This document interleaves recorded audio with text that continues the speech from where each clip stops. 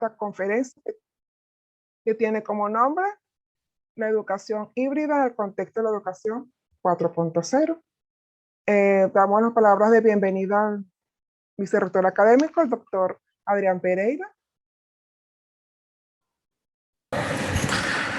Para la Universidad Miguel de Cervantes es realmente un honor poder contar con un espacio de reflexión.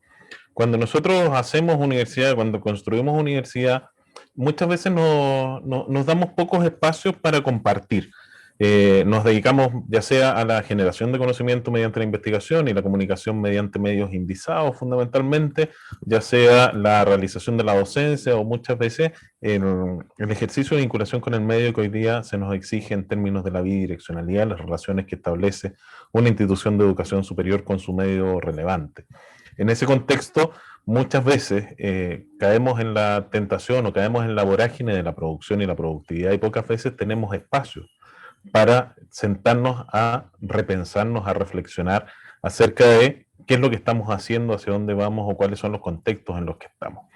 Esto se ha vuelto especialmente cierto en el contexto de pandemia. Esta pandemia que desde marzo del año pasado nos acompaña y que nos ha obligado a pasar desde un contexto fundamentalmente presencial hacia un contexto fundamentalmente virtual. Y digo fundamentalmente virtual en la medida en que ha sido más bien una adaptación en contexto de emergencia, en contexto de responder a la necesidad urgente y no necesariamente a la reflexión en términos de los diseños instruccionales necesarios que impliquen el trabajo en la modalidad virtual. Una cosa que nosotros de alguna manera hemos podido responder con la experiencia que suma la realización de nuestros programas de posgrado en educación en la modalidad de distancia y que han acompañado este proceso, pero que de todas maneras debemos decir, no es un proceso que se haya generado esta adaptación fundamentalmente en nuestra carrera de pregrado hacia la educación virtual, sino que más bien ha virtualizado algunos de los elementos de tal manera de responder al contexto actual de la pandemia que nos acompaña y que probablemente nos va a seguir acompañando durante algún periodo más. Sin embargo, este espacio de reflexión no es el primero que tenemos en relación a la pandemia. El año pasado ya tuvimos alguna actividad, hicimos un par de webinars, detectamos buenas prácticas y hemos podido ir generando espacios que permitan que nuestros docentes vayan adoptando estrategias e innovación docente en el espacio académico actual. Siempre es bueno nutrirse de los espacios externos también, y por eso en el Centro de Estudio en Educación nos ha convocado, nos ha de alguna manera invitado a reflexionar acerca del aprendizaje híbrido en este espacio actual, en este modelo de la educación 4.0 que le denominamos hoy día, o en esta tercera o cuarta generación o incluso quinta generación en educación a distancia. Y para ello, qué mejor que traer experiencias externas que vienen a retroalimentar lo que nosotros hacemos.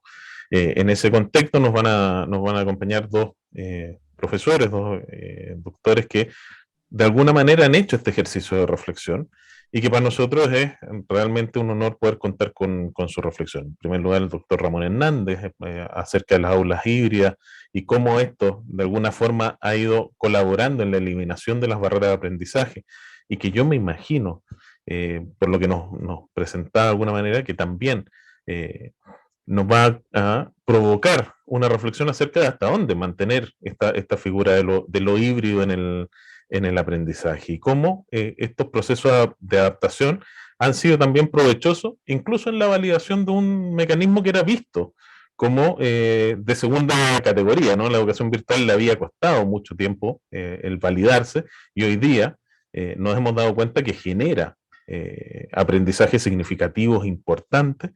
Si bien es cierto, hay algunos elementos que no se pueden reemplazar de la presencialidad, hay muchos otros que efectivamente logran incluso mejores resultados. Y en segundo lugar, la profesora Ana Mendieta, que nos acompaña también, que va a hacer un ejercicio que también es sumamente interesante, que es el vincular efectivamente estos procesos educativos actuales en el contexto pandémico y cómo estos han ido empujando con lo que son otros desafíos fundamentales en el desarrollo de la educación, como son los ODS, los Objetivos de Desarrollo Sostenible, que las instituciones hemos ido incorporando de manera bastante incipiente en nuestra formación, pero que se transforman en el desafío fundamental y que en este contexto de educación actual, sin lugar a duda, deben ser reflexionados y remirados de otra manera. Por eso, reiterarles el orgullo que es para esta universidad contar con ustedes dos en estas presentaciones, agradecerles el espacio de reflexión y que todos quienes nos acompañan efectivamente estamos convencidos serán mucho más nutridos en este espacio actual que estamos desarrollando. Felicitaciones al equipo que dirige la doctora Carmen Bastidas en el CESE, que acompaña también el doctor Luis Venegas en la Dirección de Posgrado de Investigación y que nos permiten de alguna forma articular estas actividades. Mucho éxito en la jornada que comenzamos. Muchas gracias. Muchas gracias, vicerrector. Enseguida comenzamos con el doctor Ramón. Vamos a hacer una pequeña lectura de su semblanza. Ok, el doctor Ramón Antonio Hernández Chirinos de Jesús obtuvo el doctorado en Innovaciones Educativas en la Universidad Experimental de las Fuerzas Armadas. Está especializado en lingüística en la Universidad Cecilia Costa, única. También especialista en lengua inglesa y educación superior en la Facultad de Medio Oriente de Brasil. Es licenciado en educación, mención idiomas modernos, inglés, francés, italiano, español y portugués. En la Universidad del Zulia, mejor conocida como Luz, coordinador de lenguas extranjeras de la Secretaría Municipal de Porto Piauí. En Brasil es escritor de 3 libros, entre ellos se menciona La cultura de paz, Evita la violencia en España 2018, Actividades recreativas para clases de Venezuela y el último, Estrategia de comprensión lectora para ser desarrolladas en las clases de español como lengua extranjera, primera parte, Brasil 2016. Ha escrito varios artículos en revistas internacionales, es conferencista internacional en Egipto, India, Grecia, España, México, Brasil, Costa Rica, Puerto Rico, Argentina, Perú, Ecuador, Colombia y Venezuela. Actualmente realiza postdoctorado en investigación. Adelante, doctor Ramón, el escenario es suyo. Olvidé colocar el film porque ya es la tercera vez que participo con ustedes. Muy agradecido, feliz tarde para todos. Es un honor cuando la universidad me invita porque a través del boletín tuve la oportunidad de conocer a la doctora Carmen. Es mi amiga y mi hermana porque es venezolana.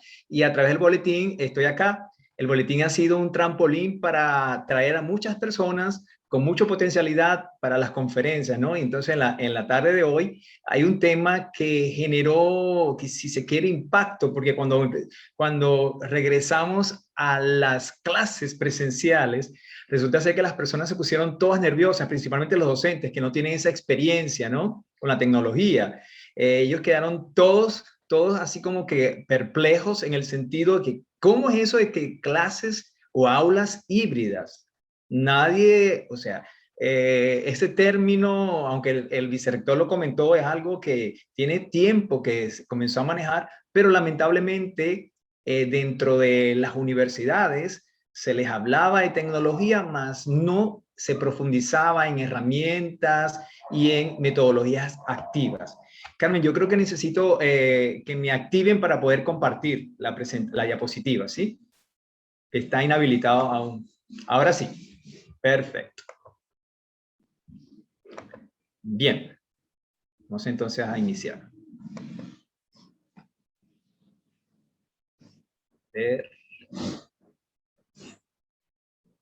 Ok. Entonces, yo traigo hoy aulas híbridas, la experiencia digital que elimina barreras en el aprendizaje, porque esta pandemia lo que causó fue una serie de barreras dentro de nuestro entorno y especialmente el educativo. ¿Qué será ese aprendizaje? Hemos visto el aprendizaje híbrido, pero que resulta ser que ese término fue tomado en cuenta o comenzó a ser manejado en inglés, que es blended learning. E incluso yo siempre coloco como ejemplo a Burbules, que él fue desde el año 90, cuando él empezó a trabajar con las tecnologías. Él creyó en las tecnologías y de esa manera él empezó a traer a este mundo todo lo relacionado a las tecnologías. Y nadie creía que hace ya, fíjense, del año 90 a esta fecha, hace unos cuantos años, y él fue el único que hasta ahora creyó y ha mantenido, incluso creó un instituto en una universidad de Estados Unidos. Bien, cuando yo hablo de este tipo de aprendizaje, resulta ser que es una modalidad que combina lo que es la instrucción presencial y la instrucción mediada a través de las tecnologías. Oye, cuando se dio el regreso a clase y se dijo que se iba a trabajar con un aprendizaje híbrido o una enseñanza híbrida o una educación híbrida, dependiendo el autor que manejemos, los docentes se pusieron algo, si se quiere, un poco preocupados, como lo decía al inicio, porque dijeron, no, mira, eso es fácil. Tú vas a tener 15 estudiantes, si un grupo de 30, 35, tú vas a tener la mitad durante el día de hoy, esta semana, perdón, y la siguiente semana viene el resto de los compañeros. Oye, pero no es así tan fácil, ¿no? Porque, por ejemplo, en el caso de Brasil, se ha hecho de la siguiente forma. El docente, como no tenemos las herramientas tecnológicas, el docente lo que hace simplemente es atender a sus estudiantes esta semana, enviarle actividades a los demás y atender al otro grupo. Y ha resultado un poco, si se quiere, el docente se siente cansado. ¿Por qué? Porque él lo que está es repitiendo las clases. Es decir, el contenido que trabajó con un grupo de estudiantes tiene que repetirlo la siguiente semana. Y eso ha generado cansancio en el docente. Y incluso hasta se han sentido desmotivados, desestimulados. Por eso, porque ellos se ven sumamente agotados. Pero resulta ser que más adelante les voy a conversar, el hecho de que nosotros como institución dotemos a las escuelas con tecnología, eso va a permitir o va a acortar que en la realidad la educación sí pueda ser híbrida, que esa aula pueda ser híbrida. Entonces, fíjense que en esta modalidad de formación, el docente sigue siendo el centro del aprendizaje. Oye, ¿cómo es eso? Perdón, de la enseñanza. Oye, pero eso se utilizaba siempre en lo que era la educación tradicional, pero no desde ese punto de vista, sino que el docente va a ser el centro porque él es responsable de buscar las actividades, de buscar una serie de herramientas que puedan llegar al estudiante, al igual que utilizar metodologías que sean dinámicas, que logren y capten la enseñanza del estudiante. Es muy importante aquí porque el docente es coprotagonista, porque el protagonista sigue siendo nuestros estudiantes. Nosotros somos coprotagonistas de esta enseñanza, porque en la medida que yo selecciono información relevante, que llame la atención, que impacte a mi estudiante, de esa forma yo voy a atrapar esa atención de mi estudiante. Fíjense que el aula híbrida, en este caso, por su parte, se encarga de dotar al docente. ¿Pero qué de herramientas? Cuando yo voy a trabajar aula híbrida, yo como institución educativa o yo como jefe del sistema educativo estadual, municipal e incluso a nivel nacional, me debo encargar de adiestrar a mis docentes de manera que ellos puedan tener conocimiento. Porque, oye, no es muy fácil. No es fácil cuando a ti te dicen, mira, tú tienes que hacer esto, y tú no tienes las herramientas, porque eso, además de crear un caos, va a generar estrés en los docentes. Y lo que queremos, por ejemplo, yo no soy gestor educativo, pero soy coordinador, y yo lo que menos deseo es que mis docentes, a quienes acompaño en el área de idiomas, se sientan estresados. Al contrario, que ellos se sientan libres de planificar en función de las necesidades de los estudiantes, porque es de allí donde se debe partir. En las aulas híbridas, en este caso, nuestros estudiantes no van a tener problemas. Profesores, tengo problemas con el transporte, profesor, a menos que sea con la internet. Pero generalmente allí se acortan distancias, se acortan muchas situaciones. Entonces, le va a permitir asistir y participar en clases sin la necesidad de estar presente en el lugar que se imparte. En este caso, evitamos que nuestros familiares o los padres de los jóvenes se sientan estresados porque el hecho de que el niño esté en el aula o el joven esté en el aula con los demás compañeros, ellos tienen el miedo a que sea contagiado con el virus y luego contaminar al resto de la familia. Entonces, evitamos eso en este tipo de aulas híbridas. Y el profesor en este caso implica poder mediar las clases. Acuérdense que el docente es mediador y esto evita que el estudiante se disperse, porque algunas veces cuando el estudiante está en aula, él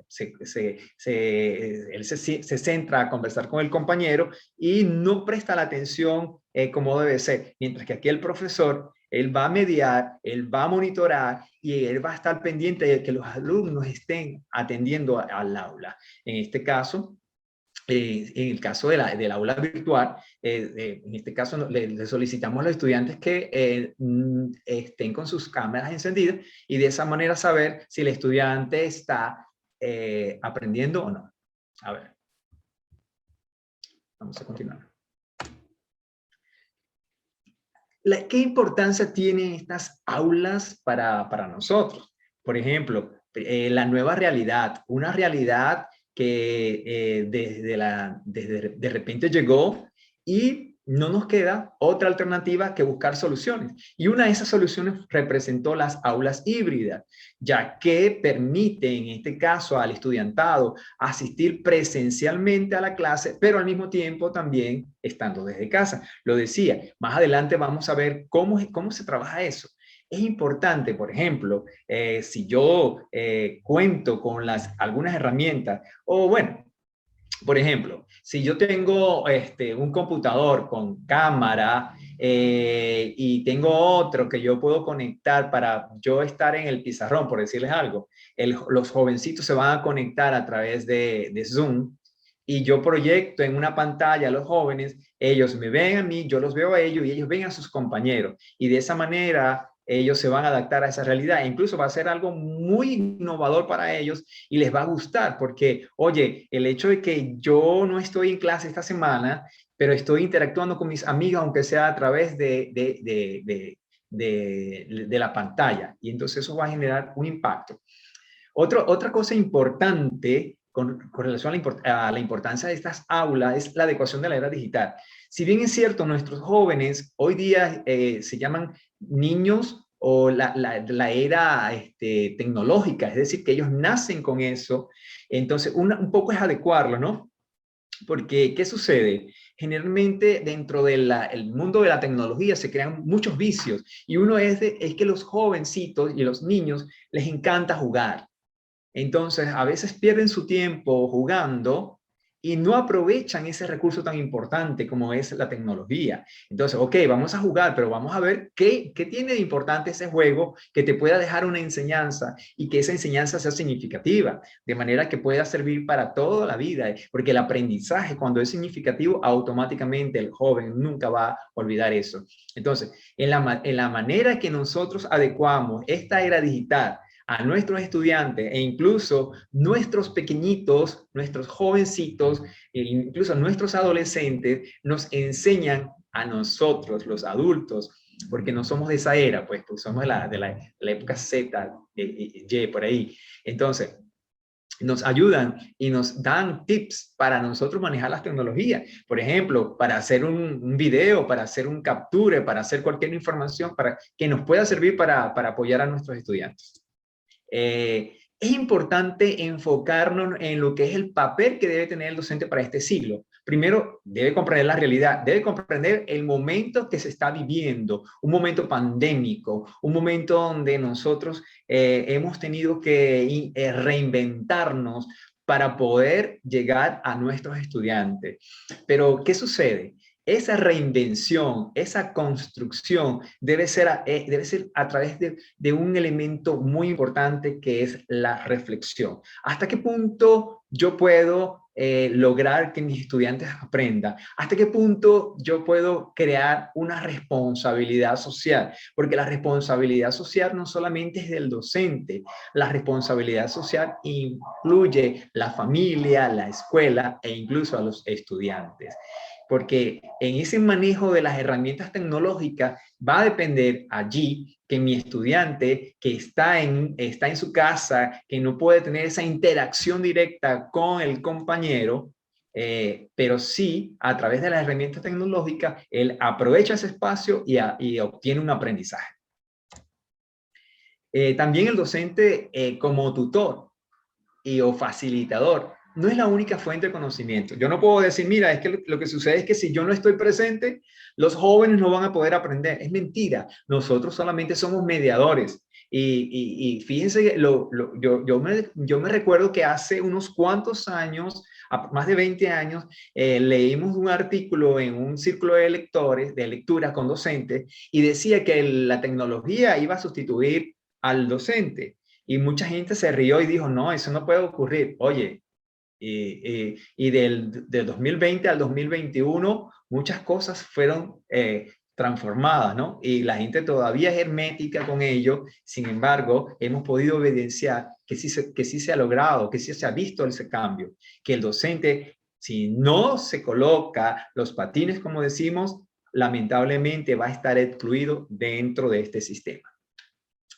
El tutor debe estar capacitado con el uso de las tecnologías. Por ejemplo, yo no puedo ser tutor a distancia si yo ni siquiera sé qué es una aula virtual o qué es un ambiente de aprendizaje virtual y cómo accedo allí y cómo voy a responder y cómo le voy a dar. El jovencito respondió al foro, ¿qué retroalimentación le voy a dar si no sé cómo acceder allí? Entonces el docente debe tener esa capacidad.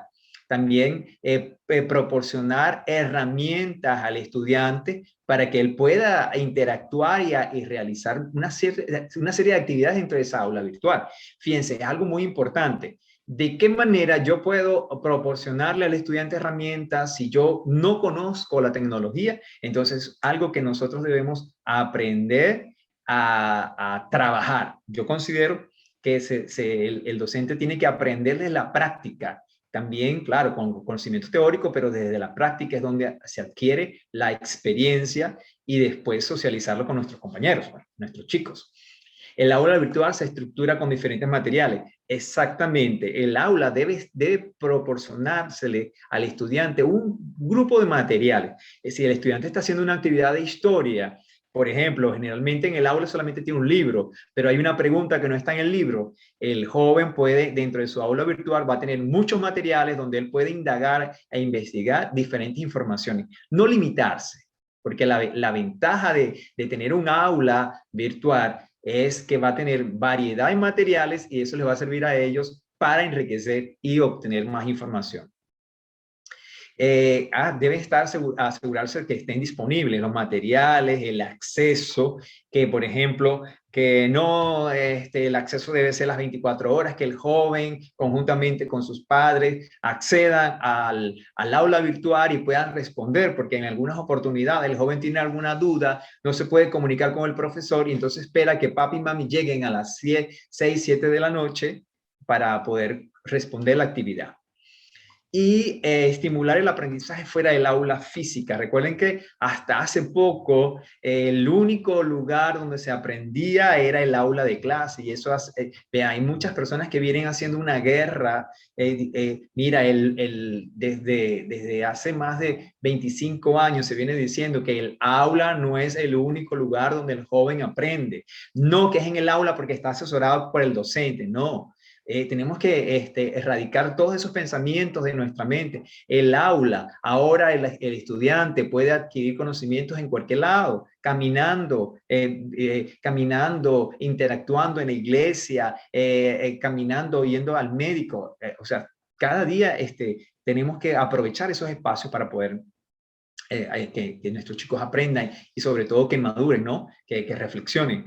Guiar a los estudiantes para obtener una información fundamentada. Es importante que nosotros le enseñemos a nuestros chicos que cuando usamos las tecnologías y deben hacer algún tipo de investigación, verificar si esa información es verídica, porque ¿cuál es la costumbre que ellos tienen? Ellos acceden a la información, copia, pega y entregan al docente. Y lo más lamentable es que en algunas oportunidades el docente solamente coloca un visto bueno y que ni siquiera se detuvo a leer, ni siquiera se detuvo a decirle, a retroalimentar al joven, y decirle, mira, oye, te felicito que estás usando las tecnologías, pero debes tener mucho cuidado porque esta información está errada. Y es allí, a través de eso, que nosotros vamos a orientar a nuestros estudiantes, que no es la primera página que ellos consiguen la información y van a copiar. Ellos tienen que verificar muchas páginas y de esa forma ellos van creando conciencia. Es importante desde ya crearles la conciencia de que si esa información no tiene una sustentación teórica, no tiene un autor, eso puede ser falso, porque yo puedo decir que esa información es mía y si no hay una sustentación teórica, eso es falso. Y nuestros chicos pueden repetir ese error. Personalizar el aprendizaje ofreciendo consultas, actividades para que cada estudiante avance. Lo importante de todo esto es que, aunque tengamos 400 estudiantes, podemos aportarle al joven una enseñanza o aprendizaje individualizado. Yo sé que es difícil a veces cuando el docente tiene muchos estudiantes, pero oye, también tenemos estudiantes que son aventajados, estudiantes que son excelentes, entonces vamos a aprovecharlos como en los pocos tiempos que yo tengo con mis estudiantes ahora. Yo lo que hago es que a aquel estudiante que es muy bueno, lo coloco como estudiante monitor y él me ayuda a monitorear a mis estudiantes y de esa forma el trabajo se hace más fácil. El estudiante también tiene una responsabilidad y un rol. Es que estar consciente de su aprendizaje. Ahora con la tecnología debe estar consciente de su aprendizaje. ¿Hasta dónde he aprendido? ¿Será que solamente estoy cumpliendo con las actividades por cumplir para ser promovido de grado? Entonces es importante que sea consciente. Si estoy aprendiendo, no estoy aprendiendo. Yo siempre le digo a los docentes, vamos a recomendarle a los chicos que tienen internet en su casa, vamos a recomendarles YouTube, porque el YouTube les permite a ellos que reforzar el conocimiento. Otro es aprendizaje autodirigido. De esa forma, él va a empezar a autodirigirse, saber hasta dónde puede llegar, saber hasta dónde él puede obtener esta información e incluso procesarla, ¿no? Porque a veces nosotros, incluso como adultos, nos cuesta procesar algunas informaciones y de esa forma nuestro joven va también a lograr saber hasta qué punto él puede llegar, porque se tiene que autorregular ese conocimiento, autorregularse de manera que él conozca sus potencialidades, pero también conozca cuáles son sus debilidades. Oye, hasta aquí puedo llegar, yo no comprendo, no sé. Entonces, de esa forma, el estudiante se va a crear más consciente. Plantea y replantea sus conocimientos a través de otros. Es muy importante que a través de foros de discusión, a través de diferentes actividades donde el estudiante tenga que dar su punto de vista y que el otro compañero lo evalúe y concuerde o esté en desacuerdo o quizás les diga, mira, creo que tu idea le falta más personalidad. Entonces, de esa forma el joven va a comenzar a tomar conciencia, como lo decía anteriormente. Porque hay algo que me encanta aquí, que es el aprendizaje colaborativo. Oye, nadie aprende, claro, las personas pueden aprender solas, pero a través de la colaboración con otros es que se aprende más. Yo considero que es más efectivo cuando ese estudiante comparte ideas con esas otras personas y de esa forma él va a ir construyendo su bagaje de conocimiento. ¿Cuáles son las ventajas que nos trae estas aulas híbridas? Primero, una experiencia flexible. Oye, estas aulas deben ser flexibles. Yo todavía no comprendo cómo los docentes que están arraigados a ese paradigma tradicional. Por ejemplo, vamos a hacer actividades simples para los estudiantes porque ellos no tienen, en algunos casos, ellos no tienen la compañía del docente. No, ellos quieren colocar 20, 15, 30 actividades y a mí me parece eso un exabrupto, como siempre les digo, pero vamos a ir poco a poco. No es llenar al estudiante de actividades porque de nada sirve la cantidad si no tenemos calidad. Y es algo que ha sido difícil porque ya el docente tiene en su mente como que, oye, si la evaluación no es difícil, no es una prueba. Oye, tampoco así, porque no es que, claro, nosotros podemos probar de esa manera que el estudiante está adquiriendo conocimiento, pero en el caso de este escenario que estamos viviendo, vamos a permitir que esas aulas sean flexibles, que esta enseñanza híbrida, esta educación híbrida sea flexible. Como les decía, en este caso el estudiante va a tener mayor autonomía, no va a depender solo y exclusivamente del docente. En este caso, él se va a independizar de su profesor, porque lamentablemente es otra situación que me ocupa mucho cuando el estudiante quiere que el profesor le explique todo, porque ya tienen otros docentes que lo que hacen es que le explican todo con lujo de detalle y no dan oportunidad para que el estudiante investigue, para que el estudiante piense. Entonces, de esta manera, ellos están adquiriendo una autonomía. Ellos van a dejar de ser independientes, se van a convertir en personas independientes, porque no es si, yo no voy a responder si el profesor no está allí. Al contrario, se van a independizar. Es como el niño que se independiza de su mamá y comienza a caminar. Mejora el rendimiento de la clase, por supuesto, porque en la medida que él investiga, en la medida que él socializa, él va a ir rindiendo y la clase va a ir fluyendo.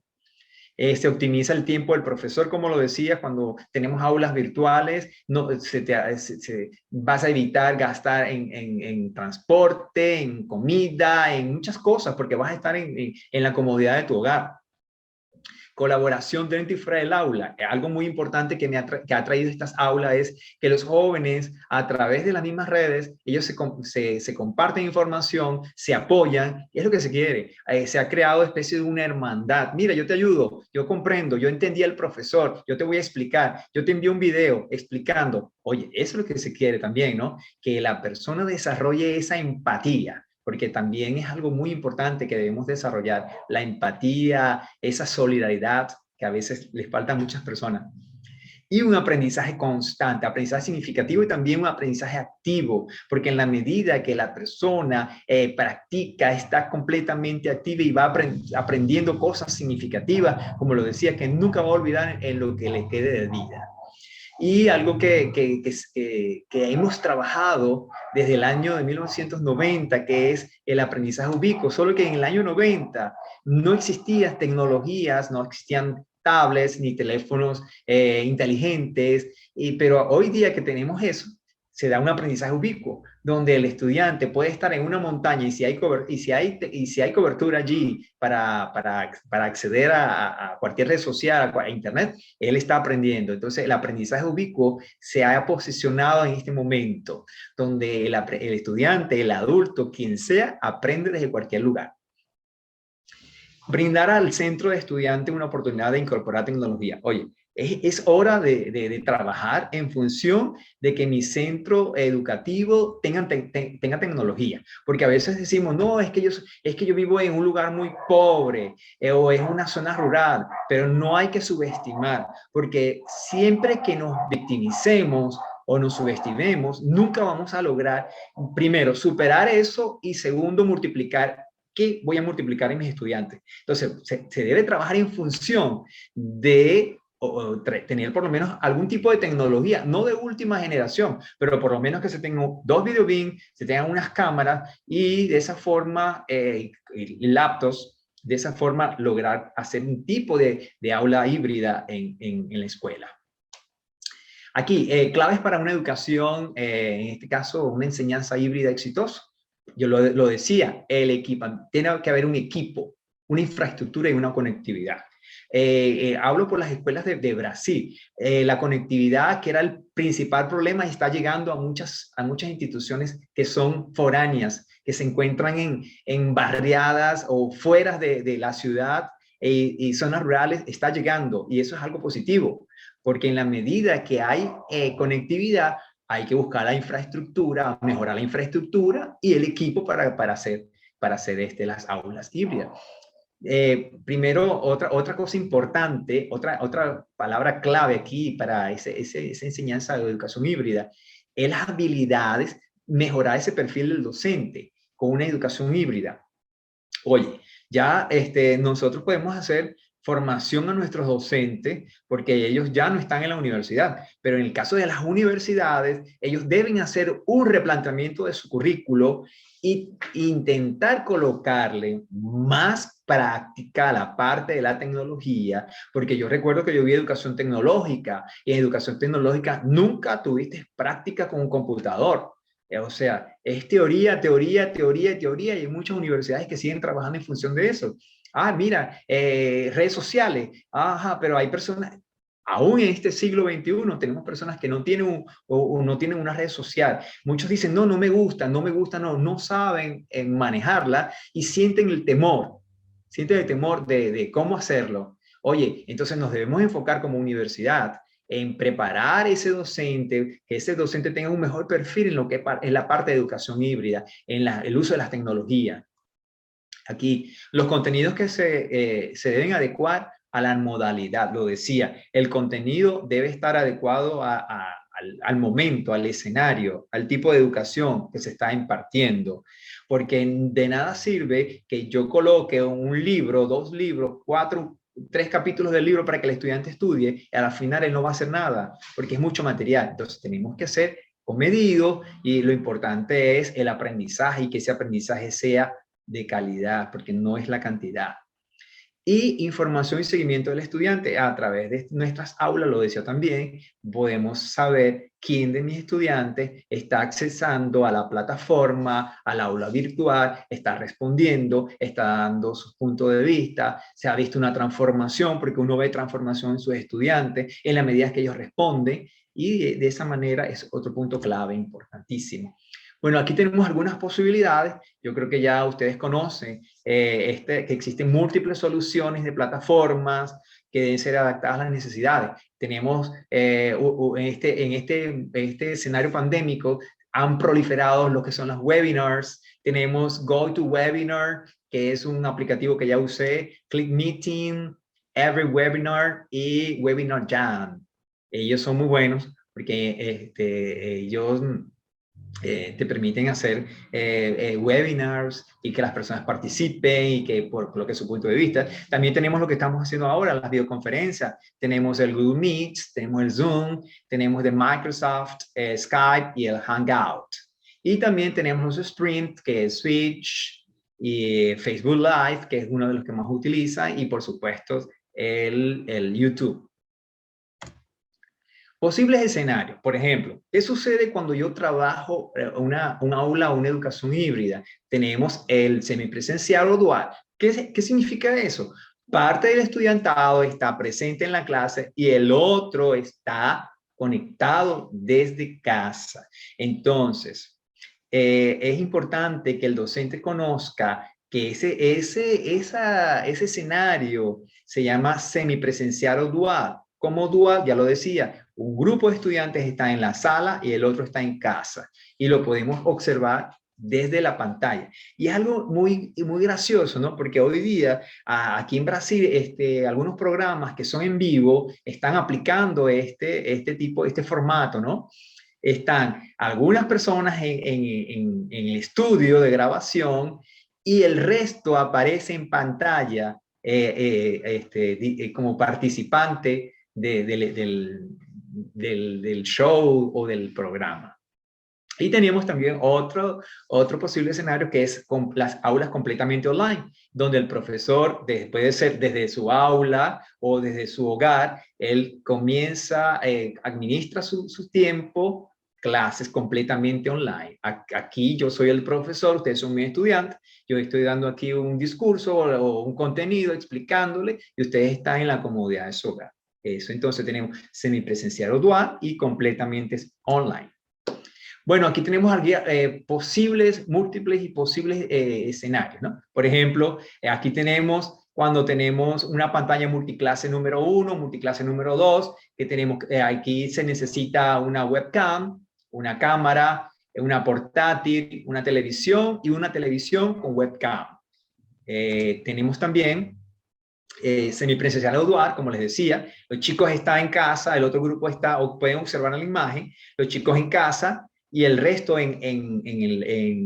conectado desde casa. Y de esa forma, el docente no va a tener que estar repitiendo el aula cada vez que va, por ejemplo, porque son una semana un grupo, otra semana otro grupo. Entonces, la clase de hoy, de esta semana, la tengo que repetir la próxima semana. Y como lo decía, los docentes se estresan porque ellos dicen que ellos no están haciendo nada, sienten que se están atrasando. Y es por eso, si ellos aplicaran, si se tuviesen los recursos necesarios para hacer este tipo de intervención, automáticamente ellos quedarían satisfechos y felices. Aquí tenemos clases completamente online, El docente está en un escenario, puede ser en su casa o puede ser en la misma institución educativa, y los chicos están desconectados desde su computador asistiendo a la clase. Bien, en aras de tiempo, yo quiero terminar mi disertación con este pensamiento de Alvin Toffler, que habla que los analfabetas del siglo XXI no serán aquellos que no sepan leer y escribir, sino aquellos que no puedan aprender, desaprender y reaprender. Porque la triste realidad de este momento pandémico es que muchas personas no han querido reaccionar. Ellos no han querido aprender ni reaprender y no quieren desaprender lo aprendido. Porque mucha gente dice, mira, yo estudié, yo tengo 20 años de servicio y yo he aplicado este método y este método es el que me ha dado resultado. Pero resulta ser que estamos viviendo otra época y estamos en otro momento y lamentablemente aquí tenemos que estar a la par de lo que nos exige el mismo medio, ¿no? Entonces, con esto yo me despido dándoles las gracias y al final, si hay alguna pregunta, estoy completamente a la disposición para responderla. Doctora Carmen. Muchas gracias, Ramón, de verdad muy interesante, y es como tú dices, creemos que ya estudiamos hasta un cierto grado, pero hoy día tenemos que aprender a compaginar estas herramientas tecnológicas para poder seguir dando nuestro conocimiento a nuestros estudiantes. Bueno, enseguida le damos la bienvenida a la profesora Ana Cristina Mendieta, quien va a estar con la educación 4.S y los ODS, nuevo paradigma en enseñanza-aprendizaje. Voy a leer una pequeña reseña de su currículum.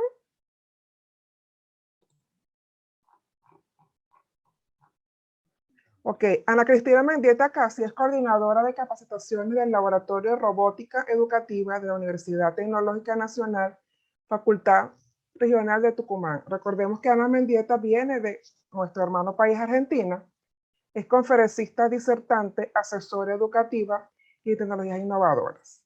Es investigadora nacional e internacional, fundadora del movimiento Mujeres Líderes STEAM y Robótica, directora de Tecnología y Educación de la Fundación FEPAIS, coordinadora de Educación y Tecnología de la Fundación Mundial de Mujeres Grandes Maestras, directora internacional de RoboHan, Argentina en robótica competitiva, miembro de la comunidad Maker latinoamericana, promotora de la educación 4.S, los ODS y las competencias digitales en la industria 4.0. Por ello, viene a acompañarnos en este momento.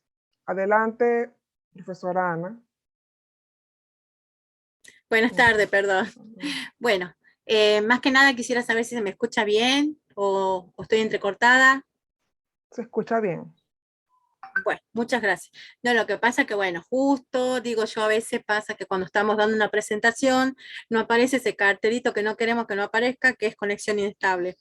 Así que, bueno, menos mal que aparece bien. Bueno, voy a pasar a más que nada hacer una presentación antes. Muchas gracias, antes que nada, Carmen Batista, por la presentación y por la invitación, más que nada, a participar de este conversatorio. Me alegra mucho ser parte, ¿no?, de algo que está cambiando, de una educación que va cambiando. No sé si tengo ya para poder compartir. Sí.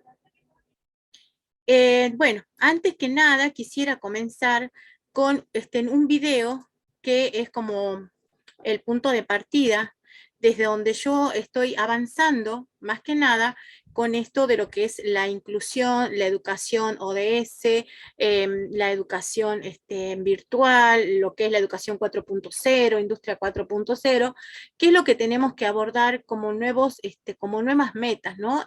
Recién escuchaba al profesor Ramón. Buenas tardes, profesor, por todo lo que dijo, ¿no? Un camino bastante sinuoso que vamos comenzando los docentes. Bueno, voy a comenzar a compartir. Quisiera, si me pueden decir que está el audio. Todo bien, Ana. Objetivos de desarrollo sostenible para transformar nuestro mundo. ODS 4. Educación de calidad. Garantizar una educación inclusiva, equitativa y de calidad y promover oportunidades de aprendizaje durante toda la vida para todas las personas. Hoy en día hay alrededor de 263 millones de niños, niñas y jóvenes sin escolarizar. Y además, millones de jóvenes y adultos, la mayoría mujeres, tienen unos niveles mínimos de alfabetización. En educación existen profundas desigualdades. Los niños y niñas ricas tienen 5 veces más posibilidades de ir a la escuela que las pobres, y en el medio urbano 2 veces más que en el medio rural. Solo el 25% de los países ha alcanzado la paridad de género en la enseñanza secundaria. La Agenda 2030 propone actuar para asegurar una escuela gratuita, equitativa y de calidad, desde preescolar hasta secundaria. Eliminar las desigualdades de género en la educación y asegurar el acceso de todas las personas, especialmente de los grupos vulnerables, a todos los niveles de enseñanza, incluida la universitaria y formación profesional. Para lograrlo, es necesario tener personal docente cualificado e instalaciones educativas adecuadas e inclusivas, para lo que se necesitan recursos, becas y cooperación internacional. El cumplimiento de otros ODS depende en gran medida de este, ya que con la educación es posible salir de la pobreza, promover estilos de vida sostenibles y fomentar una cultura de paz, los derechos humanos y la igualdad de género. En definitiva, tener unos niveles de vida dignos y alcanzar el desarrollo sostenible. ¿Nos ponemos a ello? Bien. Bajo esta premisa es que comencé desde el momento de la pandemia, en esto de concientizar, ¿no?, a los docentes de lo que es las competencias digitales y cuál es nuestra gran responsabilidad, como ustedes podrán ver en ese pequeño video que vimos de 2 minutos, pero qué fuerte lo que es el mensaje que tenemos desde la UNESCO. Bueno, voy a compartir ahora mi presentación. Ahí está. Bueno, la están viendo, ¿no es cierto? En este caso, bien, gracias. En abordaje es la educación 4.0 y qué es lo que conlleva, ¿no?, tener las competencias, las habilidades que tenemos que tener nosotros como docentes y los futuros, ¿no?, profesionales, los que se están formando como docentes hoy en día en el aula. No digo a futuro, digo hoy, ¿no?, porque pasaron estas situaciones que nos pusieron en un precipicio donde teníamos que o poder avanzar o muchos caían en eso, ¿no?, de la falta de estas habilidades que teníamos que tener. Y a su vez se suma lo que son los ODS, que son los 17 ODS que nos plantea la UNESCO en nuestra actividad también educativa, ¿sí? Bueno, como recién decía Ramón, él abordó muchísimo todo esto, lo que es la educación tradicional. Fíjense más que nada en las imágenes, ¿no?, que es lo que yo quiero destacar, cómo fue cambiando nuestra aula, y a la que no podemos retroceder, no podemos volver atrás. Es como, a ver, yo creo que todos ustedes tienen un celular y lo han cambiado y lo fueron cambiando, y no creo que quieran volver al anterior o a un teléfono solamente, ¿no? Porque hoy por hoy un celular, un elemento tecnológico me permite a mí impartir conocimiento, comunicarme, ¿sí?, estar todo el tiempo en línea. Bien, entonces aquí los comparativos que hemos tenido también, que nos mencionó Ramón, lo que voy adelantando, ¿no?, las clases a distancia, pero más que nada destacando que la clase a distancia la tuvieron aquellas personas, aquellos alumnos y docentes o estudiantes que estaban formándose, donde no podían tener el acceso a la conectividad. Y eso es algo que compete a las políticas educativas, ¿no es cierto? Nosotros como docentes podemos tratar de ver cómo llegar a nuestros alumnos, pero aquí hay algo muy importante, que la clase a distancia no es necesario tener la conexión a internet. Bien, no es necesario, pero teníamos alumnos, estudiantes que no la tenían directamente. Entonces, ¿cómo llegamos nosotros a ese pequeño grupo de alumnos, que es un porcentaje menor, pero es un porcentaje visual? Entonces, a ello es lo que nosotros nos tenemos que abocar con los REAS, que son los recursos, ¿no es cierto?, educativos abiertos que tenemos que brindarle para un mejor aprendizaje en lo que es su recorrido. Las clases virtuales y la clase en línea son lo que generalmente hemos estado viviendo, transcurriendo aquellos que estamos en las universidades o lo que estamos en escuelas, instituciones secundarias. Yo en mi caso siempre digo que hablo porque con conocimiento en el sentido que he sido docente desde jardín, en la primaria, en la secundaria, en un técnico, en un terciario, en un universitario, ¿no es cierto? He recorrido todos los niveles, puedo decir que conozco la situación de cada docente en cada nivel. Pero, ¿qué pasa? No hay generalmente un acompañamiento directivo. Y eso es donde a veces también todas esas ganas que tiene un docente en impartir, en innovar en el aula, se ve caída, ¿no? Y esa educación emocional que estamos pidiendo en todos lados, se nos viene abajo. ¿Por qué? Porque el directivo no acompaña este proceso. Entonces, también tiene que interiorizarse, porque la única forma de saber cómo se siente el docente es también siendo parte de este aprendizaje. Fíjense que muchas de las capacitaciones estuvieron dadas para docentes en diferentes áreas, pero no así para directivos. No hubo muchas capacitaciones para directivos, ¿no? Para esta transformación digital y la transformación educativa. Hemos abordado el aula invertida, como también lo dijo mi colega, el antes y el después. ¿Sí? El antes y el ahora. ¿Cómo está nuestra aula? Nuestra aula hoy por hoy es mixta, tenemos inteligencia múltiple, tenemos una evaluación formativa, tenemos una evaluación adaptativa, ¿no? Que es lo último que estaba saliendo. ¿Por qué? Porque yo me tengo que ir adaptando a esos procesos. Muchas veces, fíjense, yo puedo tener una educación a distancia, una educación online, una educación híbrida, pero ¿qué pasa si no me está fallando, si me están fallando los medios de comunicación? Entonces, todo eso es lo que yo tengo que ir readaptándome a las nuevas situaciones que plantea. Y mi alumno también, porque puede ser que esté el alumno en clase y de momento dado desaparece de la pantalla, o los alumnos no quieren aparecer. Entonces, es como que nosotros mismos, cuando hemos empezado a dar clase, nos costó mostrarnos, ¿no? Era como nosotros nos veíamos. Y es como que era una autoevaluación, pero nos sirvió. En mi caso, que siempre me pongo en una vereda, no vereda, perdón, siempre me pongo yo como autoevaluadora. Me gusta autoevaluarme, me gusta escuchar a mis alumnos para decir, porque a ver, yo cuando enseño, siempre le digo a mis alumnos, yo no soy un Dios, yo no soy perfecta, creo que en algo me equivoco. Me gustaría que ustedes me planteen a ver en qué, porque la comunicación, muchas veces yo puedo enseñar, ser un docente de secundaria o universitario, pero yo puedo explayarme, decir todo lo que quiera, apasionada de lo que soy, pero ¿qué pasa? Quizás el alumno que está sentado no ha tenido la formación suficiente para poder entender ese vocabulario con el que yo me presento en cada nivel. Por lo tanto, entonces, ¿qué tengo que hacer? Y bien, hacer eso, ¿no? Una autoevaluación para poder ver cómo trabajar con mis alumnos. Después tenemos lo que es la evaluación. Fíjense, la revolución que tuvo nuestro sistema educativo.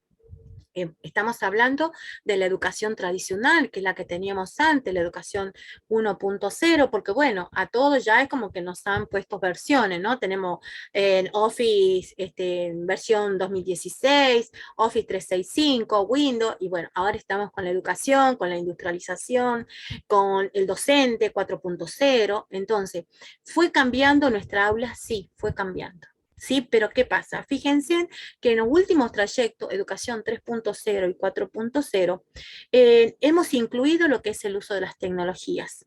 En la experiencia de aprendizaje centrado en el estudiante, donde facilitamos por primera vez esa investigación en el uso de las tecnologías, es donde llamamos la educación 3.0. Pero acá la situación es cómo instruyo yo a mi alumno a hacer esa búsqueda por Internet. Recién nosotros planteamos lo que es una planificación, por ejemplo, comentaba en el docente Ramón, cómo se trabajaba, ¿no? En el aula, y es por medio de una planificación, y nosotros en una planificación colocamos cierta bibliografía. Bueno, hoy por hoy tenemos que hacer esa bibliografía en la web, una biblioteca, ¿sí? Organizar nuestro material para que nuestros alumnos también tengan la base por dónde ir y seleccionar el material que medianamente nosotros queremos que ellos aborden, donde están los contenidos que nosotros necesitamos. A partir de ahí está lo que es la innovación de ellos, ¿no? Decir, bueno, mire, profe, sabe que estuve viendo los videos de usted, pero encontré esto. Entonces, ahí es donde yo veo ese aprendizaje que tuvo el alumno en la búsqueda de la información y en el replanteamiento de las situaciones que cada asignatura aborda. Trabajamos en la educación 4.0, donde ahí ya, fíjense, nosotros lo colocamos al alumno y donde no tenemos que dejar lo que suceda, o sea, tenemos que hacer que el alumno trabaje en grupo, que el alumno trabaje realizando sus propias decisiones, planteando sus propias ideas, escuchándose, debatiéndose. Tenemos que formar líderes, pero antes de formar líderes, nosotros tenemos que ser líderes de nuestras propias iniciativas como docente. O sea, no quiero decir que yo quiero ser líder de esta institución. No, no, no. La idea es que nosotros nos tratemos de innovarnos y mejorarnos cada día, siendo nuestros propios líderes. De esa forma podemos nosotros tener un aprendizaje más significativo en el aula, nuestros alumnos se van a sentir más comprometidos con lo que nosotros tengamos que impartir. Aquí en Educación 4.0 es donde aborda ya lo que es la automatización, la robotización, IoT, bueno, todo lo que es el uso de las tecnologías al máximo rendimiento. En este caso vamos a decir que también, bueno, nuestro colega, yo me siento un poco más aliviada porque él ya fue haciendo este camino, lo que es la educación híbrida, ¿no es cierto? Esta mezcla de la educación presencial, de la educación virtual, vendría a ser la mezcla, ¿no? Y bueno, es a donde nosotros tenemos que seguir, mantener y sobre todo superar. Creo yo que este aprendizaje que hemos tenido en estos 2 años prácticamente, tenemos que sacar cosas positivas, ¿no? A ver, ¿qué nos sirvió?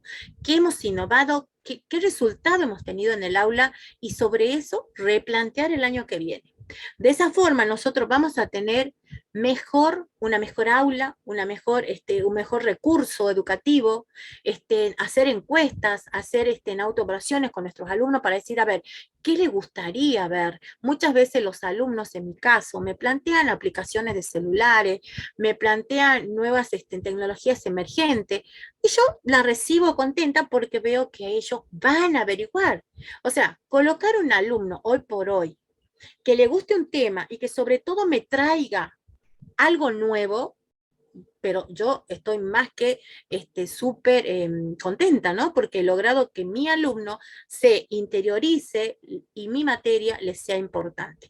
En mi caso yo enseño matemática. Es una materia que medianamente complica porque a veces voy yo a las presentaciones de talleres o cursos y cuando pasan a exponer los docentes en grupo dice matemática la peor materia.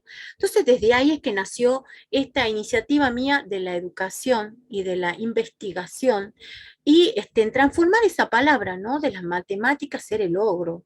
Entonces yo quiero que mi alumno cuando pase por mi aula, por mi espacio, salga contento y diga, profe, me encanta su materia. Y le cuento esto, un alumno de primer año, de 12 años, me agarra la mano, me dice, profesora, yo pensaba que se estaba despidiendo, le comento a modo de experiencia, y mi alumno me dice, profesora, gracias, porque su asignatura es linda. Y estábamos trabajando con el cálculo del volumen.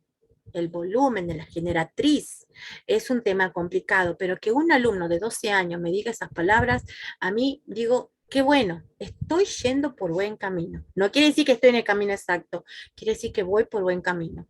Tengo que seguir aprendiendo. Bueno, esto es algo que el doctor Juan Farnos miró de España, comenta lo que es la diferencia entre un estudiante tradicional, que es lo que llamaríamos una educación tradicional, y el nuevo estudiante que tenemos. Tenemos un estudiante hiperactivo. Es un estudiante que si nosotros no trabajamos los recursos, las herramientas digitales, lo vamos a perder porque ellos ya están acostumbrados a trabajar así, ¿no? Sinceramente, no puedo yo ir en un aula y comenzar a hablar y dictar, no, eso ya no. El dictado puedo pasar por una actividad. A ver, chicos, leamos esto y hablemos. Ahí es donde trabajamos la educación invertida, ¿no? Porque si vamos a ir al aula 80 minutos para dictarle solamente al alumno, obvio que vamos a tener alumnos que se nos van a dormir en el aula, ¿sí? Yo la verdad soy enemiga de esas situaciones de docentes que veo y me parece sinceramente que no está para la educación, la nueva educación, ¿no? La revolución de la educación 4.0. Bueno, el alumno de antes se sentaba, escuchaba, el aprendiz era solamente un receptor y me toca a mí en el año 75, cuando yo empecé mi camino, ¿no? En la escuela primaria, donde teníamos que escuchar, el docente todos paraditos ahí, el docente pasaba, saludaba y nosotros teníamos que escuchar y escribir. Por ahí podíamos levantar la mano si nos daba la oportunidad de poder trabajar, pero generalmente yo no recuerdo en haber trabajado en grupo. No recuerdo la verdad, sinceramente. Sí recuerdo, he tenido docentes excelentes, sí es verdad, pero no recuerdo haber trabajado en equipo. ¿Mm? El profesor dice cosas, está basado en un papel y un lápiz, indicaciones explícitas, aprendizaje aislado, en privado, sumiso, las respuestas son su principal encabezado dentro de las clases, el sistema es cerrado. Un alumno me llegó a decir hace muchos años, ¿no? Donde yo también decidí cambiar esta forma de enseñar, es, profesora, estamos presos.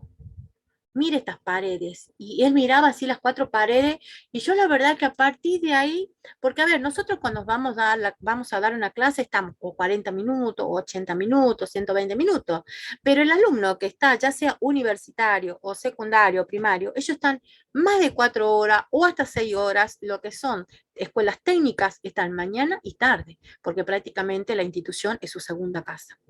En el caso de los universitarios también, porque muchas veces el universitario tiene materias en diferentes horarios y se pasa todo el tiempo en la universidad. Entonces, es verdad que nuestra universidad, yo no sé si una universidad hoy por hoy diría, ¿no? Pero sí una institución en un secundario, que es donde he tenido este planteamiento de un alumno.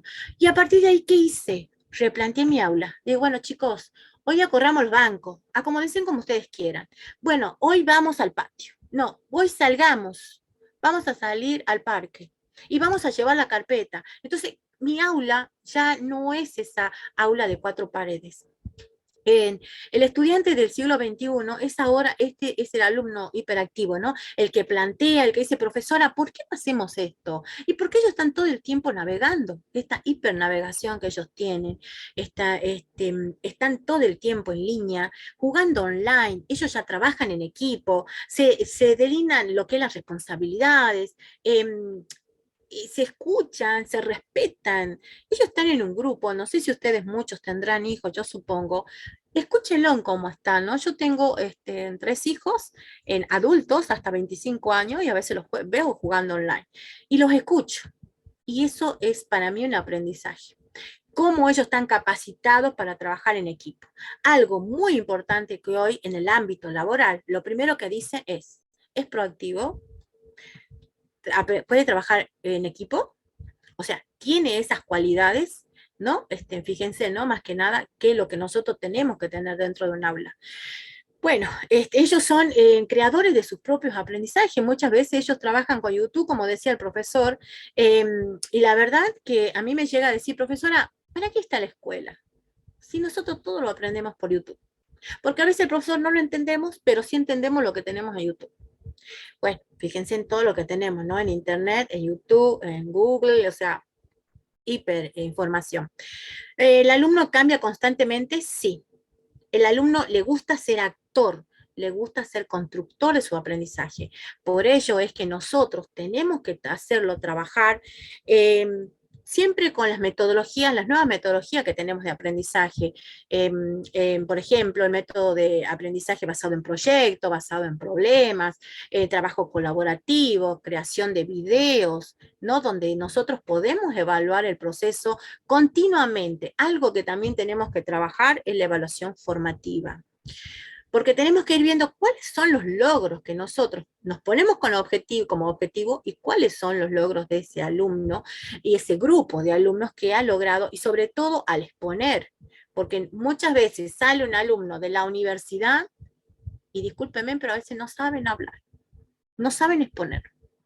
Entonces, es muy importante hacer esta actividad, ¿no? Esta actividad de que el alumno pueda presentar sus propios proyectos. Tenemos muchas tecnologías emergentes, herramientas emergentes, que permiten que, por medio de por ejemplo, un Zoom, donde yo puedo grabarme y puedo evaluar a mi alumno si ha logrado esos objetivos del vocabulario que necesitaba para mi asignatura. El aprendizaje es muy importante. ¿Y cómo se da? Y se da a modo visual, se da en modo solitario. Tenemos alumnos que les gusta estudiar en forma solitaria, depende la asignatura que tienen, trabajan en grupo, logístico, físico, verbal y auditivo. Dentro de esos estilos de aprendizaje, nosotros tenemos visual, auditivo y kinestésicos, perdón. ¿Sí? Entonces, tenemos que abordar, sí, es fundamental abordar todas estas metodologías nuevas para esta enseñanza. Acá yo quería destacar lo que es el aprendizaje basado en el pensamiento. Y con esto ya introducirme, ¿no? Fíjense en cómo la educación fue cambiando, todo lo que nosotros estamos replanteándonos como docente, y esto es lo que yo generalmente destaco de un alumno y un grupo de alumnos, donde dentro de ese grupo siempre se destaca uno o dos que vendrían a ser los líderes del grupo. Esto de cuando yo coloco una situación problemática y le digo a mis alumnos, bueno, vamos a trabajar sobre esto. Tenemos un tiempo de tanto, exposiciones tales y tales días. Se van a ir anotando los alumnos que quieran comenzar a trabajar y a exponer. Entonces, ¿este grupo qué hizo? En primer lugar, entender esta consigna. Trabajaron construyendo sus propios conocimientos, adquirieron esa empatía, rompieron ese hielo que a veces pasa cuando iniciamos un aula donde los alumnos están dispersos. Ellos van a hacer, por medio de la observación, adquirir, ¿no?, esta empatía con el otro, escuchándose, observándose y planteando estas diferentes ideas que ellos pueden abordar, definir sobre esa situación problemática, desarrollando esos puntos de vista que definan bien lo que queremos, cómo abordar el problema que el docente está impartiendo. A partir de ahí surgen una serie de ideas, ¿no?, que son de estilos creativos generalmente y mayor número de ideas en base a lo que los alumnos van aportando. Nosotros ya tenemos otra palabra que mencionamos acá, que es el prototipear. ¿Sí? El prototipo, que en el sentido esto, el alumno ya fue cambiando su vocabulario. Fíjense en que yo hoy por hoy en el aula, en el caso de matemática o de informática, le digo, a ver chicos, hoy el desafío de hoy es esto. Ustedes saben que mis alumnos, esa palabra desafío, ya están acostumbrados, porque al jugar, y estamos hablando de niños de 5 o 6 años que usan, aunque los padres dan un celular a los alumnos, a los niños de 2 o 3 años, que no estoy de acuerdo, estamos hablando de chicos de 25 o 26 años que siguen jugando. Entonces ellas las palabras desafío ya la han asimilado. En vez de decir, bueno, a ver, cumplamos estos objetivos, estos son nuestros desafíos a seguir. Bien, cuando ellos hacen este prototipo, hacen el testeado de ese trabajo, en el caso, supónganse, una actividad mediada por la robótica, ¿no es cierto?, y articulada con alguna asignatura. Entonces, de esta forma, podemos medir, ¿sí?, cuáles son los aprendizajes que ellos han tenido. Fíjense acá en esta pirámide del aprendizaje, ¿dónde está el porcentaje más alto? El porcentaje más alto del aprendizaje está dado en que ellos enseñan al otro, y al enseñar al otro, lo que están haciendo es desarrollando lo colaborativo, ¿sí?, lo solidario, el experimentar con otros, porque a ver, ¿quién no, creo yo, no sé, a mí me gustaba ayudarlo a mi compañero. Y de esa forma yo sabía que al enseñar a uno, al otro, yo ya afianzaba ese conocimiento.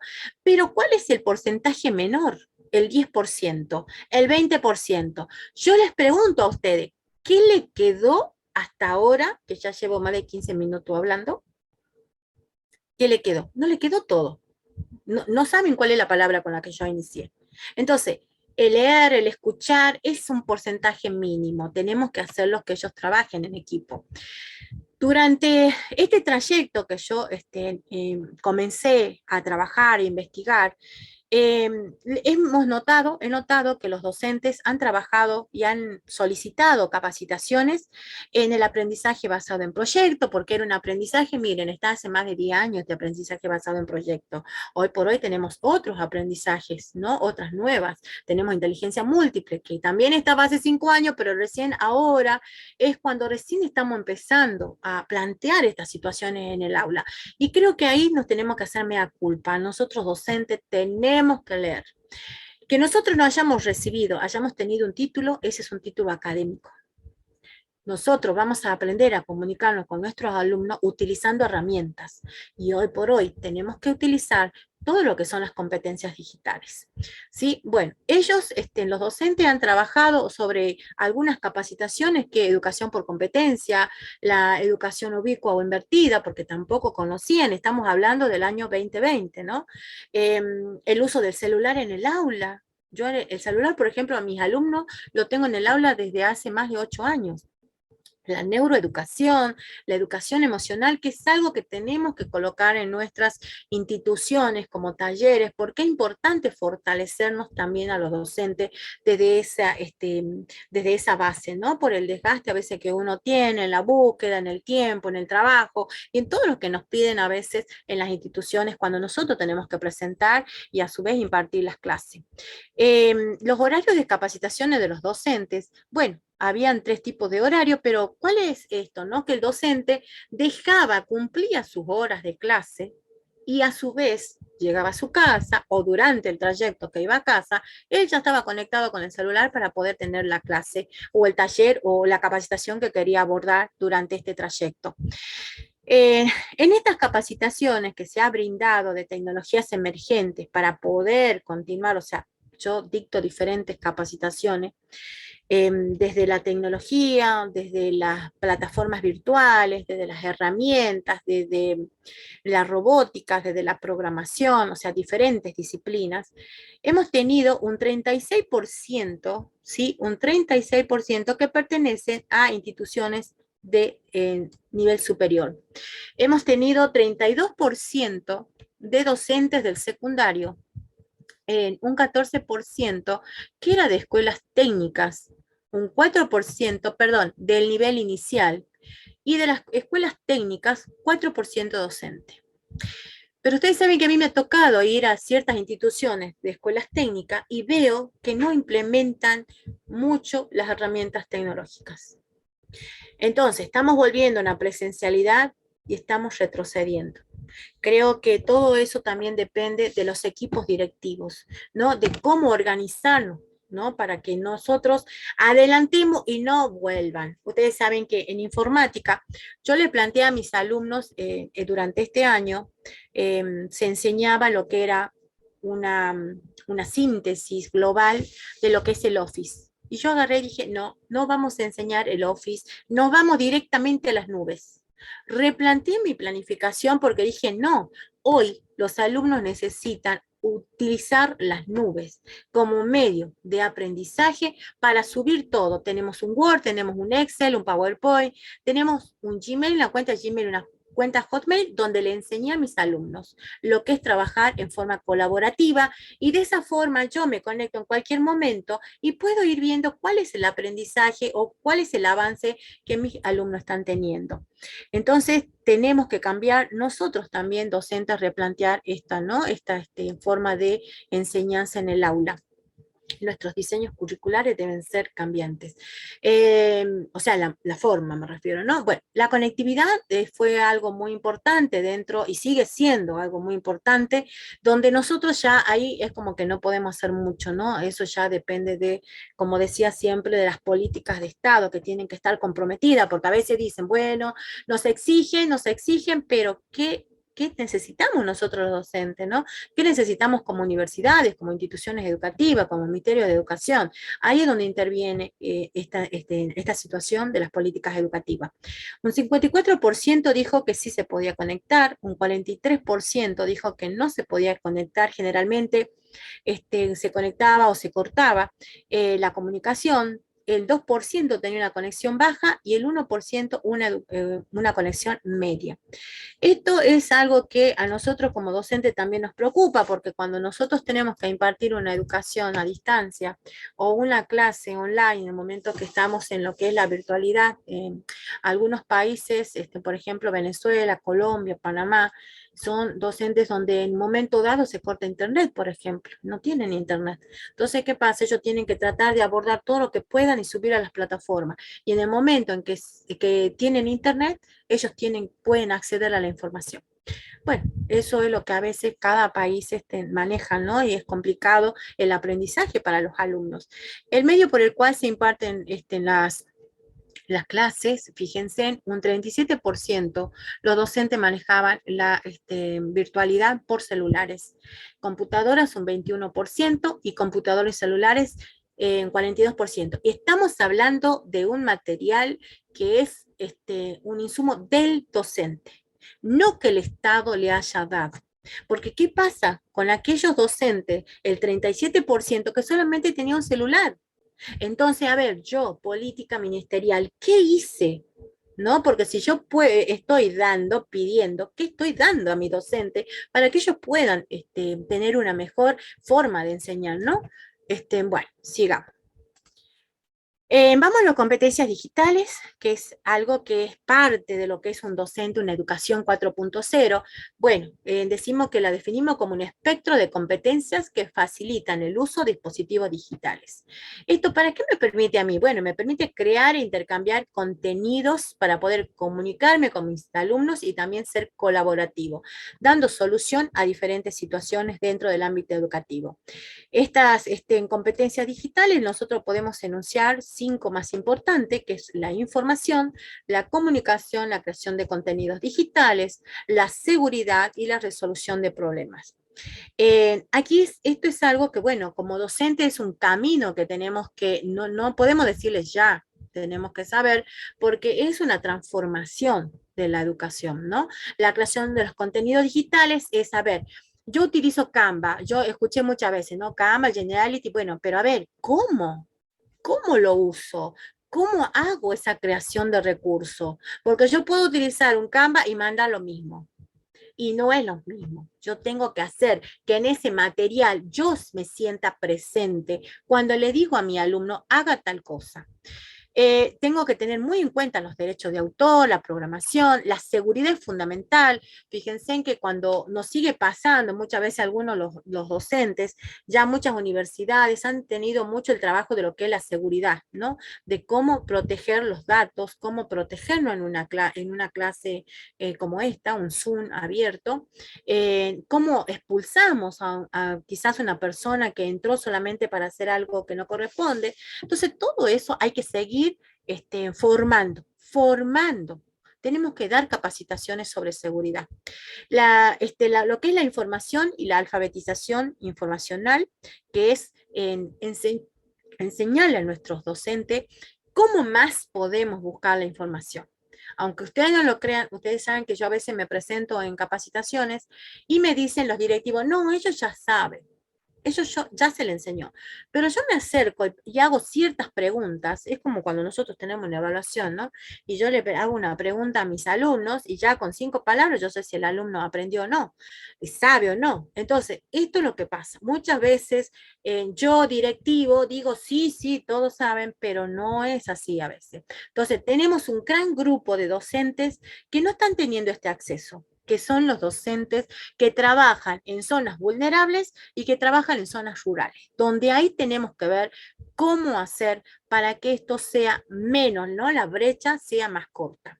La comunicación y la colaboración es algo que hemos aprendido durante todo este trayecto de pandemia y creo que es lo mejor que hemos tenido porque hemos aprendido a ser solidarios. Muchas veces los docentes no quieren intercambiar, no quieren articular entre ellos mismos. Dentro de un primer año que manejamos, por ejemplo, un análisis matemático 1, no sé, filosofía o psicología, y a veces no se consultan entre ellos. Bueno, en esta etapa el docente ha aprendido, porque, ¿qué pasó? Al no entender una cosa, cómo trabajarla, fue a ver al compañero y de esa forma se fue desarrollando, ¿no? Esto que es la amistad, la solidaridad entre ellos. La resolución de los problemas es algo que me lleva a mí a lo nuevo, a la educación 4.0, que es donde yo lo coloco al estudiante como mero actor. Bueno, esto también lo paso porque son algunas herramientas que ha tenido el recorrido el docente, ¿no? El año pasado hasta este año. Muchos han conocido en las nubes, donde han podido hacer actividades entre docentes. También se trabajó, por ejemplo, el aula, el libro de aula. Pero, ¿qué pasa acá? Fíjense, nosotros hemos aprendido medianamente lo que está en el círculo. Tenemos que salir, tenemos que ir más, tenemos que expandirnos. Miren todas las herramientas que hay, ¿no? Y por día o por mes salen muchísimas más. O sea, tenemos variedad, es como decir, ¿no? Cuando vamos a recomendar a un alumno, bueno, mira, podés estudiar de este libro, de este libro, de este libro. ¿Tenemos libros por internet? Sí tenemos libros por internet. Yo a veces digo, los libros no se pueden perder nunca. No se pueden perder. Yo amo la biblioteca, a mí me encanta. La biblioteca fue mi segunda casa, ya que no tuve la oportunidad de poderme comprar fotocopias, las que quería, todas las que quería, o libros. Entonces, para mí, en mi trayecto universitario, la biblioteca fue mi fuente de saber y a la que respeto totalmente. Por eso, pero también tengamos en cuenta que por internet podemos bajar, tenemos Google que tiene el área de libros, ¿no? Tenemos bastantes lugares donde podemos trabajar con libros originales, ¿sí? Y de esa forma no incurrir en lo que es una violación de tutores, de autor y todo eso, que a veces dicen, no, pero es fotocopia. No. Entonces, ¿eso facilita también a los alumnos? Sí. ¿Por qué? Porque no todos tienen la posibilidad de tener ese acceso a ese libro. Bien, esto me lleva ya a la formación yo docente y cómo voy preparando a mi alumno.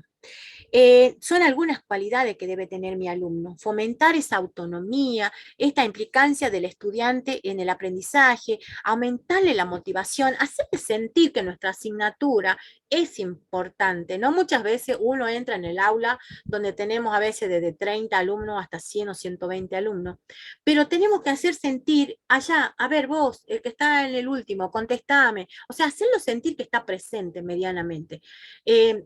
Es algo, un esfuerzo que a veces le pido a un docente, pero sí, nosotros tenemos que hacerle sentir al alumno que está presente. Porque si no, ellos dicen, no, yo me voy al último, total, ahí ni me ven, y después me voy, ¿no? Entonces, le demos esa importancia al alumno, hagamos sentir que están presentes. Fomentar eso de la confianza, desarrollar la experiencia corporal, depende de las asignaturas o de la carrera que están abordando, desarrollar ese pensamiento analítico, crítico, ¿no? Y sobre todo consolidar ese desarrollo de trabajo en equipo. Esto es algo que es muy importante como nosotros tenemos que llevar adelante la formación de un profesional o de un técnico, ¿no?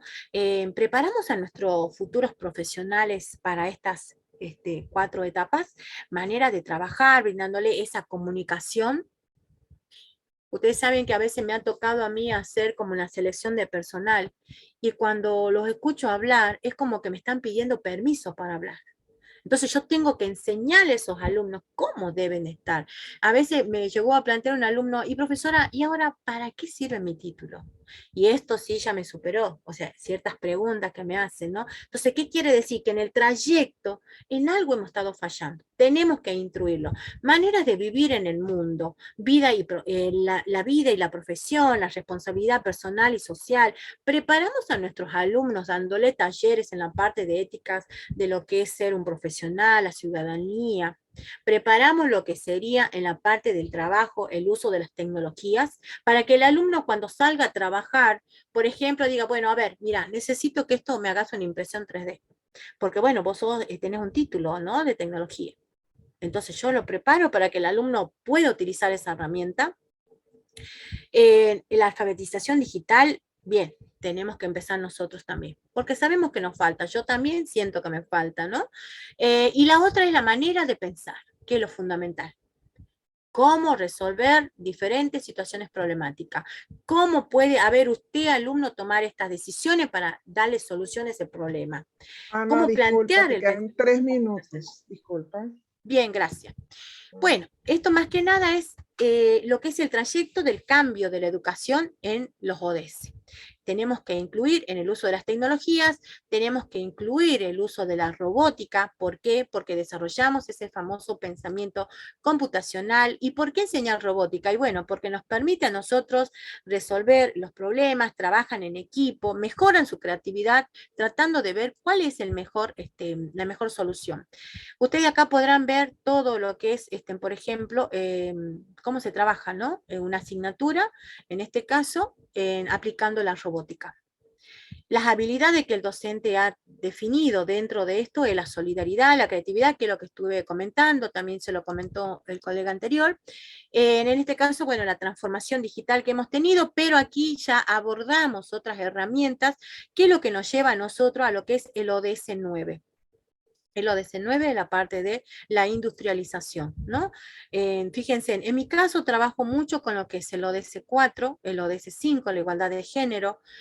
Casualmente para mí fue esto, ¿no? Que me posibilitó crear este movimiento internacional de mujeres líderes STEAM y robótica, pero más que nada para hacer testimonio de vida y poder aportar y poder colaborar para aquellas niñas que a veces creen que estas carreras no son accesibles para ellas. Tenemos que trabajar la vida del ecosistema y vamos a hacer un recorrido enseguida, más que nada imaginario. Esto es lo que acabamos de ver, el video que yo se los presenté como modo de inicio de esta capacitación, de este taller. Así que espérenme un segundito. Ahí está.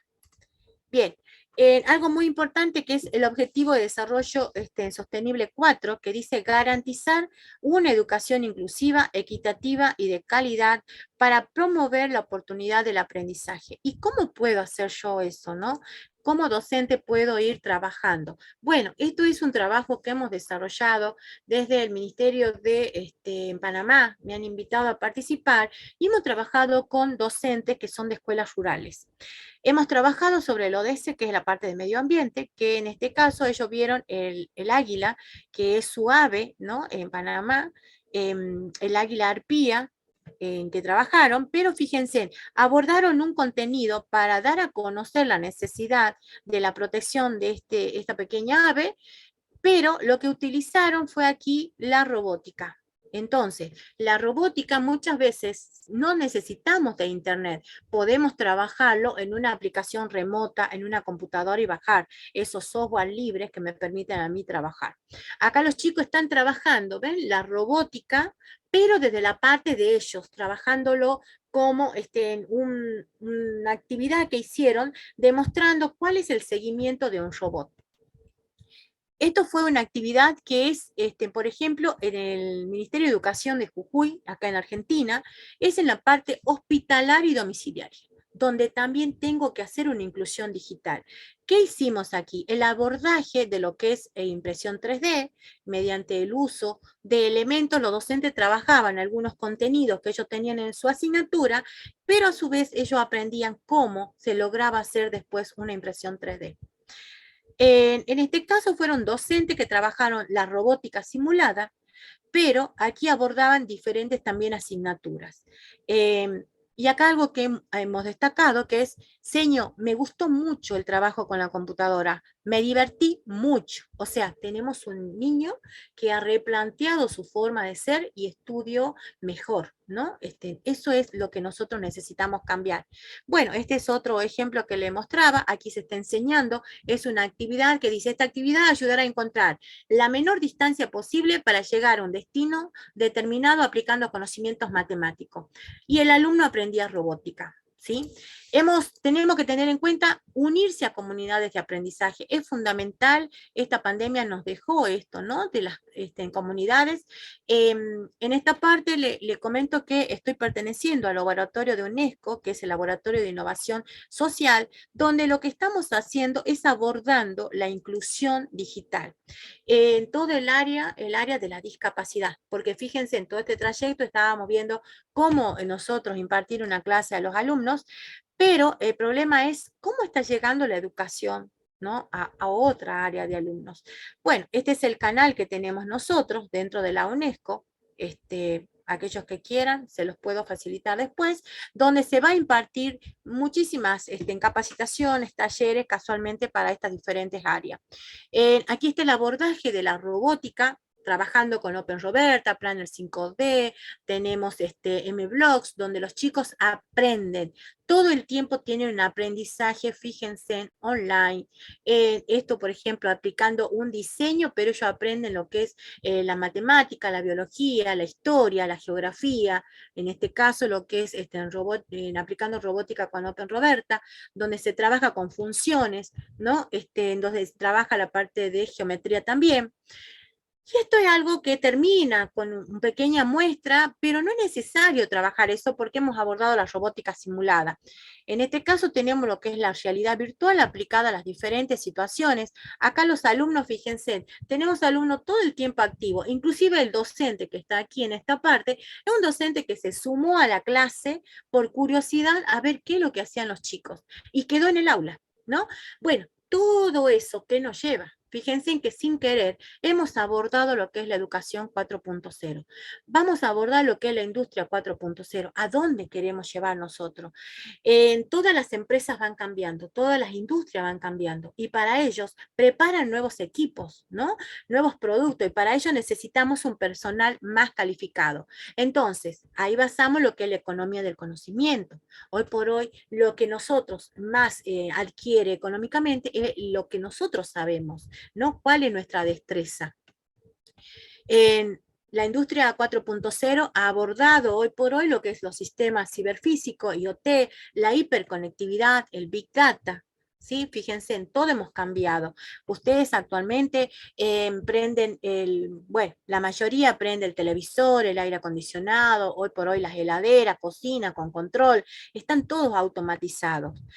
Pero para que todo eso se produzca, debe haber personal calificado para que pueda producir todos esos productos. Entonces, hoy por hoy, la industria 4.0, para nosotros abordar todos esos ODS, vamos a transformar el sistema educativo de nuestros alumnos, pudiendo hacer que ellos logren abordar estos trabajos, desde la simulación, desde la ciberseguridad, desde la realidad aumentada.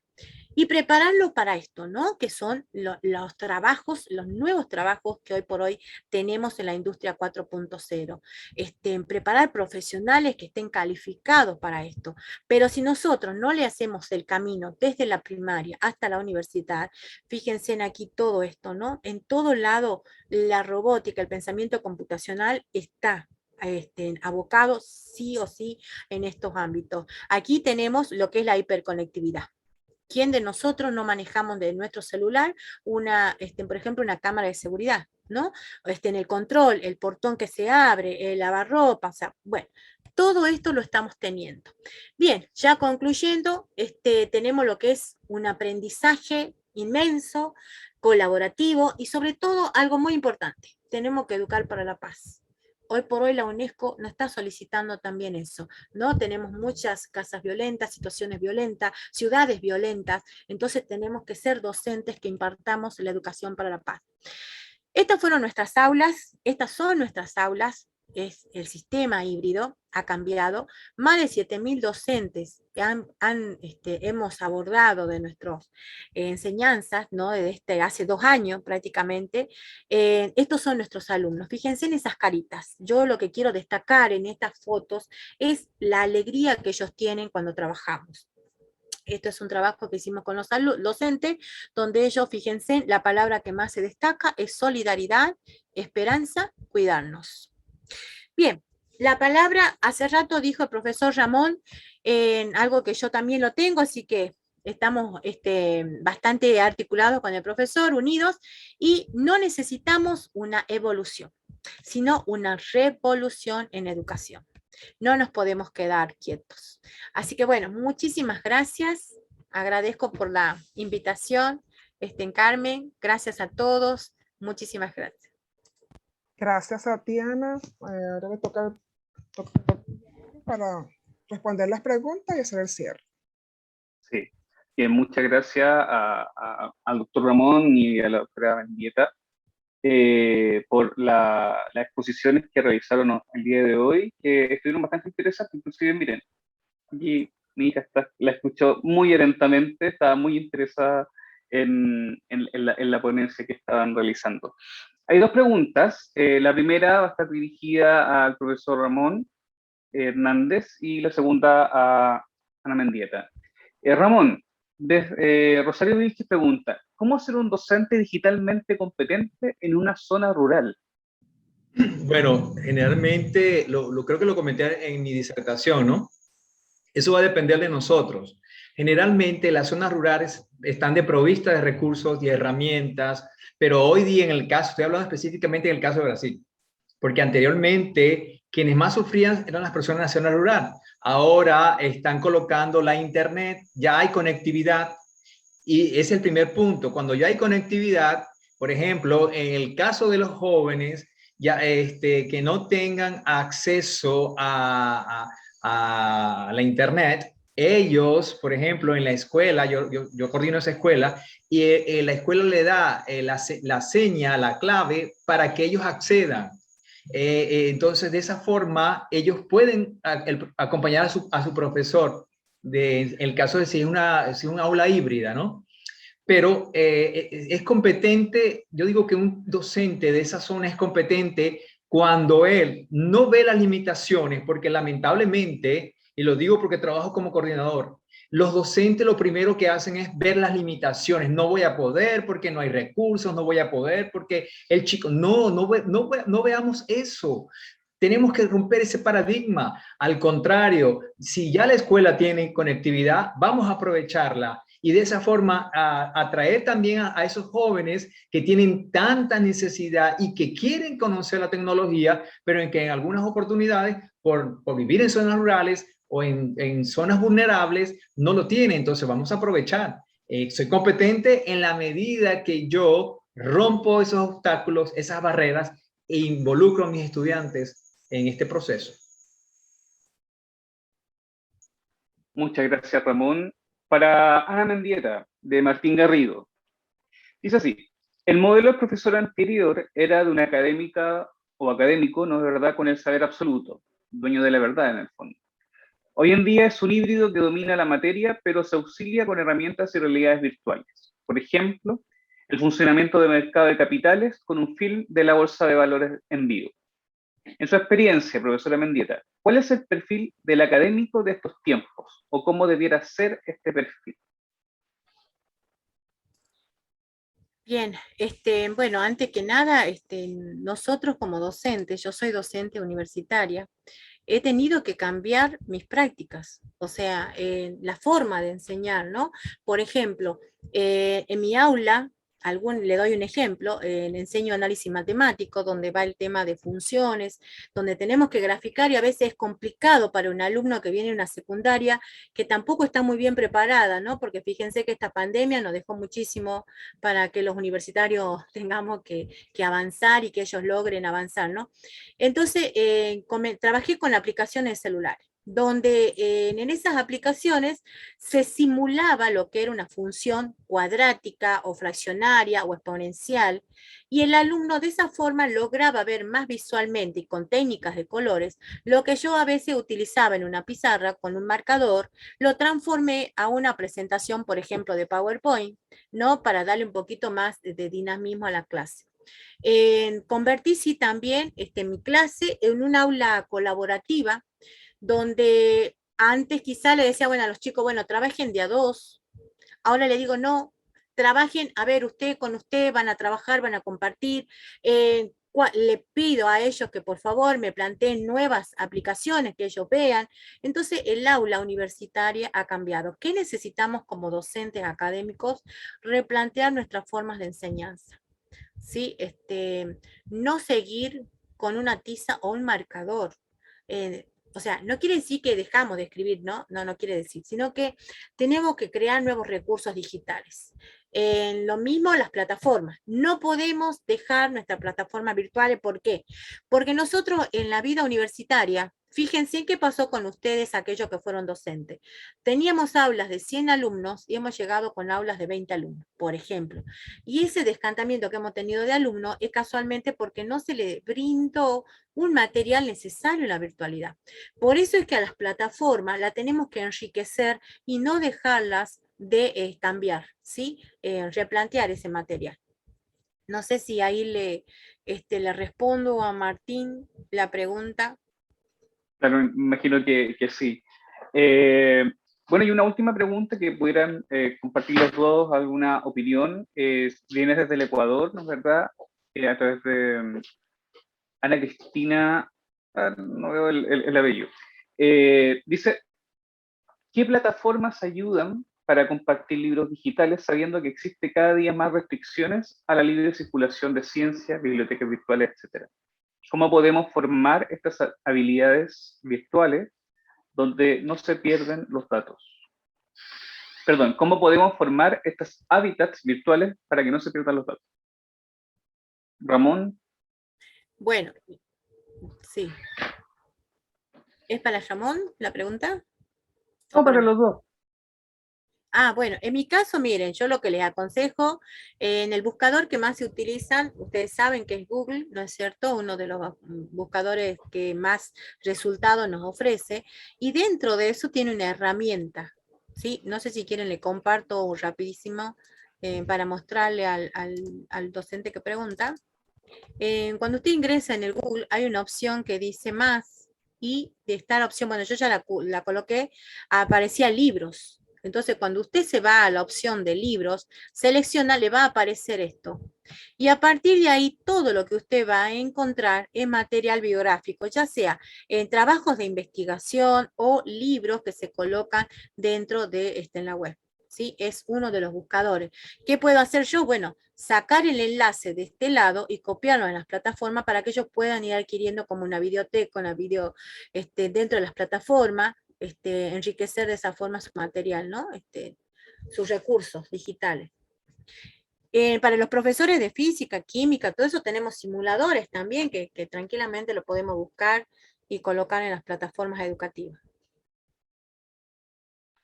Gracias. Ramón. No, de hecho, lo que decía mi amiga ahí, Ana, el único buscador que hasta ahora es el más confiable es el de Google. Y lo decía cuando hacía mi disertación, que nosotros tenemos que enseñar a nuestros jóvenes a obtener información que sea confiable. ¿De qué manera? Lo acaba de presentar la profesora Ana. De manera que, por ejemplo, si yo tengo este concepto, yo a través del libro, o yo busco un concepto X, le doy más, busco el libro, me va a aparecer el autor. Yo lo que tengo es corroborar el concepto o la definición o la información con el autor. Y de esa manera estoy creando en mi estudiante la honestidad. Porque en algunas oportunidades, y eso se ve mucho a nivel universitario, que el estudiante cree, bueno, el profesor no es experto en la parte tecnológica, él viene, maquilla la información y la presenta como producción y el docente lo acepta, pero uno tiene que ser más astuto que el estudiante. Entonces, de esa manera nosotros los estamos enseñando a que ellos sean conscientes del uso correcto de esas herramientas tecnológicas. Muchas gracias, Ramón. Bueno, en realidad también, si nos ponemos a reflexionar respecto a las preguntas que se han realizado, hay algunas cosas que me gustaría mencionar, así ya vamos a cierre también de la experiencia de hoy día de la conferencia, que tiene que ver con la responsabilidad, y lo he dicho en otras oportunidades, también cuando me han invitado a mí a exponer afuera, Venezuela principalmente, que no es menor, o sea, ahí además justo está esta conversación, que los gobiernos tienen cierto nivel de responsabilidad respecto al nivel de conectividad de las personas en zonas rurales, ¿ya? Todos sabemos que finalmente hay negocios detrás, ¿no es cierto?, a través de las empresas tecnológicas, que ya está bien, es válido, pero que de alguna manera impide que niños y jóvenes que son de zonas rurales puedan tener el mismo acceso, las mismas oportunidades que tienen las personas que son de ciudad o de pueblo un poco más con mayor conectividad, ¿no es verdad? Y por lo tanto ahí es una llamada de atención en realidad a poner las fuerzas también en la cosa gubernamental. Eso por un lado. Segundo, pensaba en este tema de que las universidades tenemos una responsabilidad tremenda en remirar y rearticular lo que presentamos como las bases y la didáctica respecto de la educación. O sea, hoy en día, por ejemplo, para ser mucho más directo, hemos ido mirando las bibliografías que tenemos de los magísteres en educación en la Universidad Miguel de Cervantes, y los ODS lo hemos puesto como parte de los fundamentos de la educación. Esto porque es real, o sea, los fundamentos de la educación no solamente tiene que ser la teoría, ¿no es verdad?, que es válida y que la historia de la educación lo tiene, pero lógicamente los ODS, los cambios que han habido a nivel educativo en estos últimos 20 años han sido tan tremendos, tan fuertes, que deben ser parte de los fundamentos que hoy en día nos van a ayudar a transitar en el hecho educativo. Y por otra parte, así como existe la didáctica de la lengua, la didáctica ¿no es cierto?, de la matemática, de la ciencia, etcétera, etcétera, hoy en día debemos incorporar la didáctica tecnológica de la educación, que es transversal. No es una cosa que dependa solamente de los profesores de tecnología. Es algo que debiera suceder, como también la didáctica de las lenguas, entendiéndose las lenguas como algo que no tiene que ver solamente con mi lengua materna, sino que también con la lengua de los pueblos originarios de donde vivo, de las lenguas extranjeras que me pueden servir para comunicarme y estar en este mundo más globalizado. Entonces, a la larga, tenemos una responsabilidad como instituciones de educación superior a mirar esto no como un hecho que ocurre solamente por causa de pandemia, sino que en el fondo algo que estuvo siempre por detrás, muy, muy silencioso. Lo que sucede es que la pandemia de alguna manera hizo que saliera de manera abrupta, y qué bueno que lo hizo. Lamentablemente el costo ha sido fuerte y grande, pero qué bueno que lo hizo porque es súper necesario para poder avanzar en términos educativos. Y por mi parte, aprovecho de despedirme, agradecerles como siempre la disposición a la profesora Mendieta, al profesor Hernández, que ya han participado con nosotros en otras experiencias como el seminario colaborativo online, y nuevamente agradecerles por participar con nosotros. Carmen, por favor, ya, tus palabras. Bueno, nuevamente, ¿verdad? Agradecidos por su acogida, su participación constante con nosotros, y este tema muy interesante quedó grabado para los que no pudieron asistir, bueno, para que lo puedan ver a posteriori. Muchas gracias. Este espacio siempre está abierto para ustedes, del Centro de Estudio de Educación. Siempre estamos pendientes de socializar y difundir cualquier tipo de actividad que quieran presentar ustedes. Estamos abiertos a ello. Muchas gracias por estar acá. Nos vemos en otra oportunidad.